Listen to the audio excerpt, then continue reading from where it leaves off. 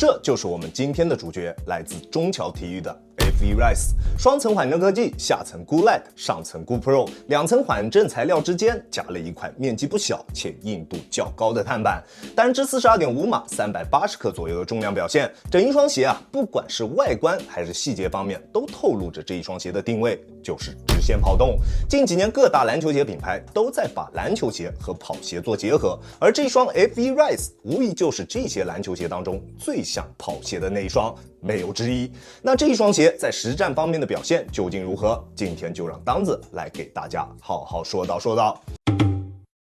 抓地是这一双鞋身上比较大的一个缺点，即使是在干净的室内木地板上面，它的抓地表现也并不能让我满意。而但凡场地上有一些灰尘，或者略微有一些潮湿，它的止滑效果就会出现特别明显的下降，在实战的过程中会让我畏首畏尾，不敢发力。但是如果你更多会在外场打球，那你可以放心选择它。它的外底纹路不管是粗度还是深度都比较可观，而且橡胶的硬度也还不错，在硬度计的测试下，读数能够达到70以上，只要不是粗制的水泥地 ，FE Rise 都可以轻松驾驭。打室外啊，我非常推荐，但是如果你要用来打室内的木地板，那它对于场地的要求还是比较高的，这一点大家一定要慎重考虑一下，好吧？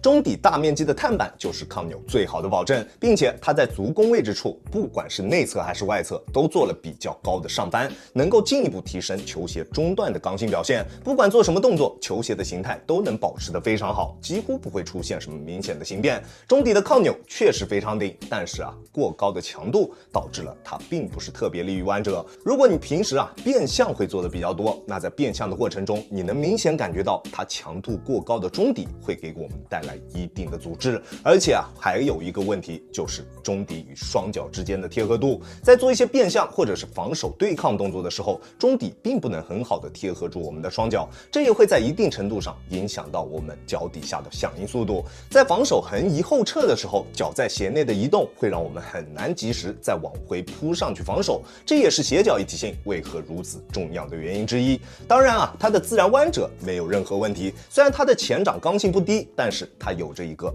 巨夸张的鞋头上翘幅度，在我们正常跑动的时候，前掌不需要有过多的弯折就能让我们往前，这也是篮球鞋和跑鞋做结合之后给篮球鞋带来最大的提升，就是跑动。而在我们正常蹬地的时候，它的前掌弯折点也没什么问题，加上它前掌高强度的碳板加持，还能提供给我们一定的推进感。前插高强度的碳板，推进感那是必须的，对吧？不然还不如不做。不过脚底下没有什么力或者体重比较轻的兄弟们，还是要稍微注意一下，可能你们没有办法很好的去驾驭这一双鞋，在选择它之前，尽量还是要考虑清楚，好吧？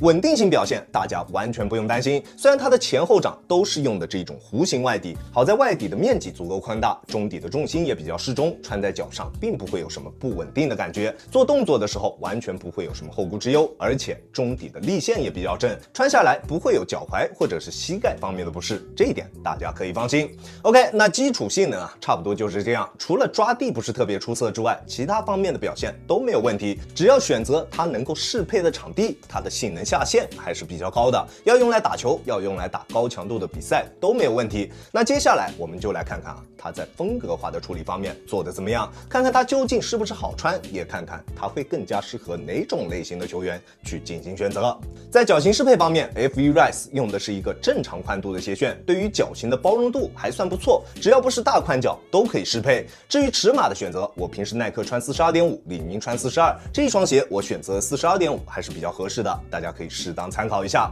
静态包裹确实非常出色，双脚在鞋内不会有太多的多余空间，鞋面的舒适度也非常不错，不会有任何弯折点卡脚或者是鞋面磨脚之类的舒适度方面的问题。但是它的动态锁定只能算比较一般，这一点其实很大一部分原因还是要归结于它这一个过高的中底刚性。在变向的时候，球鞋的中底没有办法随着我们双脚形态的变化而产生变化，所以当我们在做一些对抗蹬地或者是侧向急停动作作的时候，能明显感觉到它的中底会跟我们的双脚分离，这也导致了我们在做一些比较极限的横向移动动作的时候，会有鞋子跟不上脚下动作的感觉，从而影响到我们在实战过程中整一个下半身的响应状态。这一点是我个人认为在这一双鞋身上比较大的一个问题。虽然对于实战的影响并没有说特别大，但是如果能够在现有的基础上稍微减弱一点点它中底碳板的硬度，这一双鞋的实战体验一定会更上一层楼。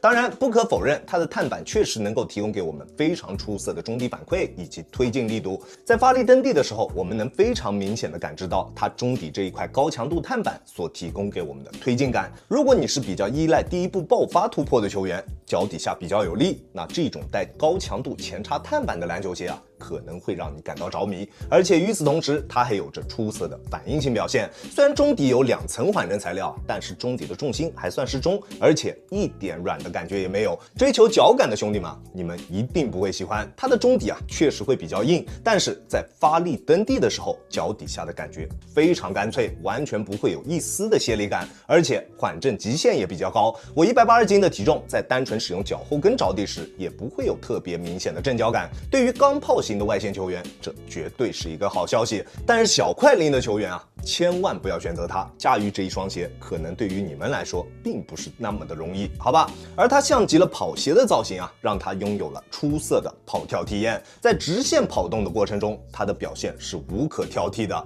中底过渡丝滑，力传导也特别顺畅。不管是在正常跑动的过程中，还是蓄力起跳的时候，它的中底过渡都特别顺，不会有一丝的断层感，体验感非常棒。跑跳型的球员一定会非常喜欢这一种感觉。F1 Rise 亚当球鞋主观评级 B+。如果你要选择这一双鞋有2个前提条件你必须要满足。首先第一点就是使用的场地，尽量避免在有灰尘的室内木地板上面使用就 OK， 好吧？第二点就是你的下肢力量，你需要有一定的下肢力量才能比较好的去驾驭它较高的中底刚性。当然如果你有一定的体重基础也同样 OK， 只要满足了这2点，那你就可以去选择它，并且也能得到不错的实战体验。那具体哪种类型的球员会更加适合去选择这一个鞋款呢？如果你是那种平时横向移动相对比较少的球员，更多的是使用直线加速，那这一双鞋出色的跑动感受以及优秀的中底推进感应该会让你喜欢。而有2种球员千万不要去选择这一双鞋。首先第一种就是比较典型的小快灵球员，过高的中底刚性会有很大的概率成为你在球场上的负担，在你做一些变向动作的时候，你也能明显感觉到它中底的不灵活。第二种就是防守尖兵，如果你是防守型球员，那在你做大量防守横移动作的时候，它中底贴合度不高的这一个最大的缺点就会暴露无遗。相比进攻防守的时候对于脚底下的响应要求会更高，而脚在鞋内的位移则会明显影响到我们整一个下半身的响应速度。如果你是我上述的这2种球员，那 F1 Rise 这一双鞋千万不要选择，好吧 ？OK， 这就是本期视频的全部内容了。再次感谢大家观看本期的亚当球鞋。如果你觉得我的视频还有点意思，欢迎大家在各大平台搜索亚当球鞋来找到我，记得要点击关注这会对我有非常大的帮助。好了，那我们下期视频再见吧，大家有空来做 ，Peace。